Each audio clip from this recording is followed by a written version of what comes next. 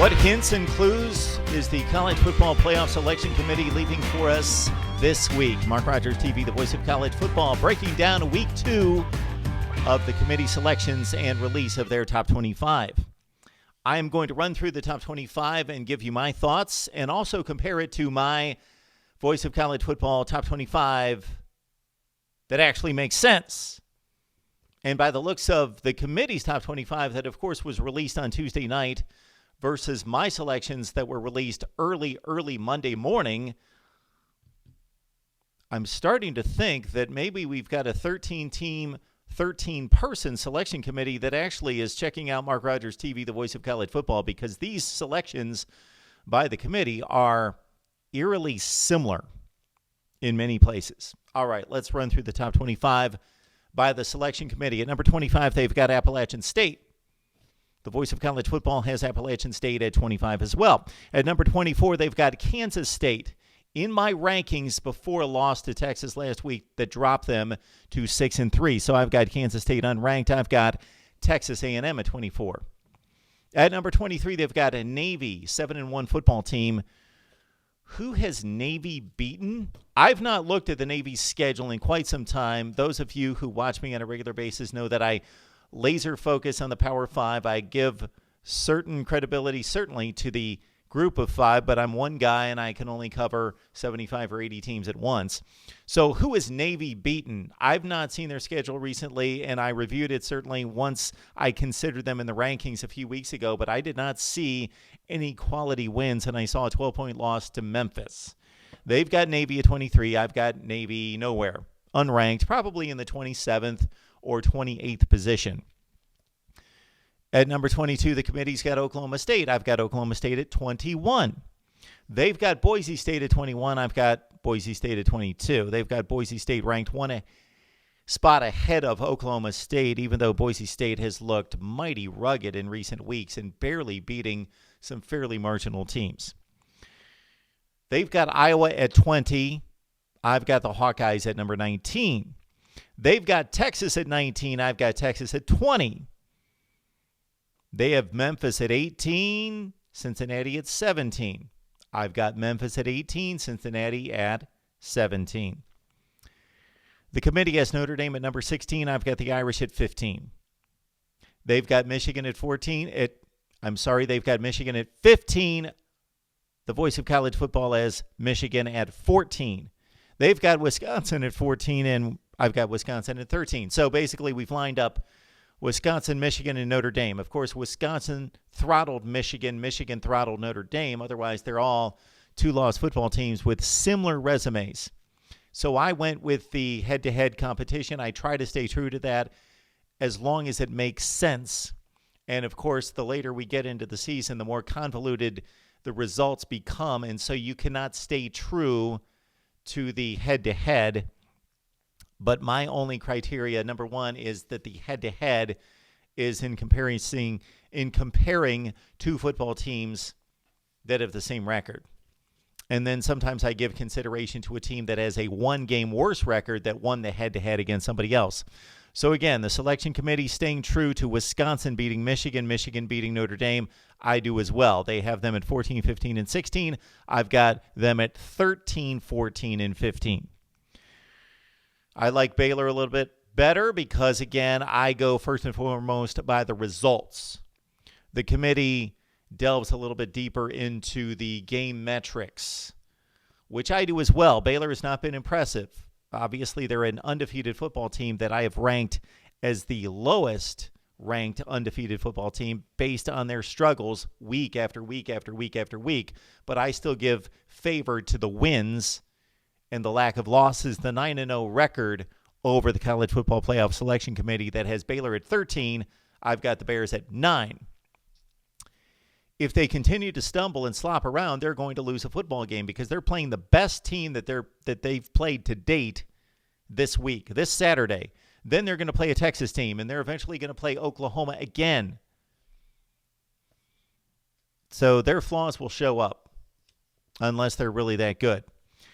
The committee has Auburn at 12. I've got the Tigers at 11. They've got Florida at 11. I've got Florida at 10. They've got Oklahoma at 10. I've got Oklahoma at 16.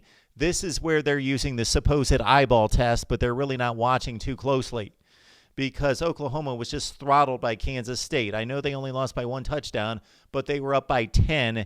They lost the second and third quarter stretch 41-6 against Kansas State, a team that is now unranked or number 24 according to them. They're looking at the name Oklahoma. Clearly, they are looking at the name Oklahoma. Oklahoma's beaten Texas by 1 score. They lucked out against Iowa State. No, they were fortunate against Iowa State. Iowa State went for 2. That game could have went to overtime. They were dominated by Iowa State by 20-0 in the fourth quarter. So against Iowa State, that's a top 30 to 35 team. And against Kansas State, a top 20 to 25 team. They narrowly escaped, and they lost in a 41-6 stretch in the middle portion of the game against the Wildcats. Oklahoma has not beaten anybody that good. Texas is the best win. And they've got some rugged performances recently. They are ranking Oklahoma based on name brand eyeball test on offense.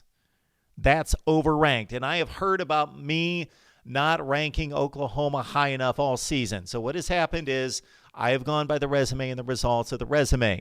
I've gone by the wins and losses. And Oklahoma's non-conference schedule has been pretty abysmal in taking on Houston, Oklahoma, and somebody else that didn't count.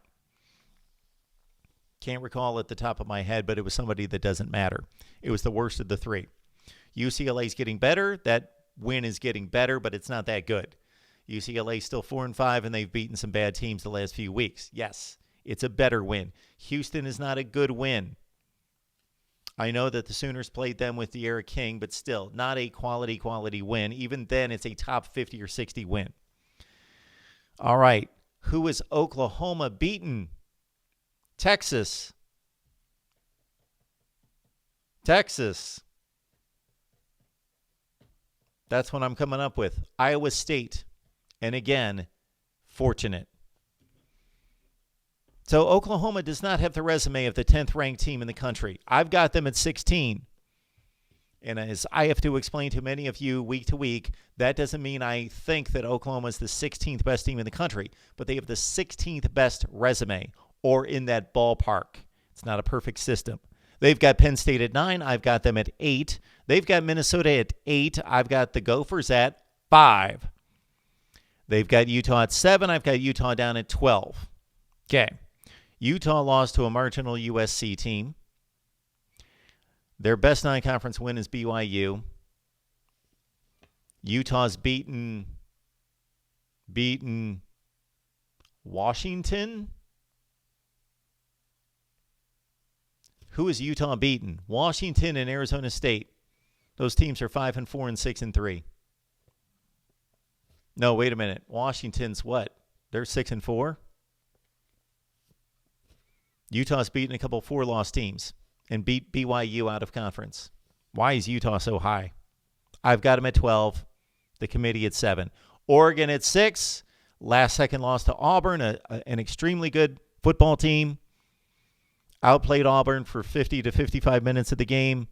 Oregon has beaten USC, Washington State, Cal. All right, Alabama at 5. According to the committee, I've got Bama at 4. They've been dominant in their wins. They just lost to the number 1 team in the country. Yes, they were playing at home. Yes, they gave up a lot of points. So I keep hearing that Alabama gave up a ton of points against LSU, just like everybody else does. And they also scored 41 on LSU. Okay? So Alabama, if you want to criticize Alabama, go right ahead. It's easy to do. They haven't beaten anyone decent. Their best win is Texas A&M. Then probably South Carolina. Duke, Tennessee. Yeah, there's not a whole lot there. They get Auburn coming up, but they haven't beaten Auburn yet. So I understand the people that want Alabama lower, but they have been dominant in their wins. They have been dominant. Utah just recently a little bit more dominant. Utah has skated by some pretty marginal teams. All right. Georgia at 4, according to the committee. I've got Georgia back at 6. That South Carolina loss still weighs them down in my book. Clemson at 3, the committee at 3, Ohio State at 2, Ohio State at 2, LSU at 1, LSU at 1. The committee and I line up the top 3, LSU, Ohio State, and Clemson. There you go. Mark Rogers TV, the voice of college football. Please leave your comments and your evaluation of my top 25. And I had asked this earlier in the community page on my channel. Please, if you don't get that, please subscribe, and you will get the notifications right there. Bring me your scenarios. I will try to get to them this week. If not, we'll look at them next week. I've got a busy, ridiculously busy week. So the aim is to do this full time, and once we get to that point, then we will supply the college football channel that we envision.